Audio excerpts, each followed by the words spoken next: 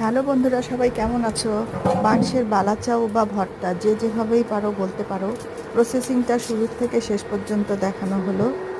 তোমরা এভাবেই সম্পূর্ণ ভিডিওটা দেখে তৈরি করতে পারো।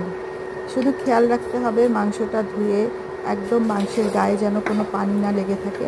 এই জন্য মাংসটা ভালো করে কাপড় দিয়ে একদম মুছে নিতে হবে। ভালো করে মুছে শুকায় নিয়ে তারপর মাংসের মধ্যে একটু লবণ দিয়ে ভাজতে হবে।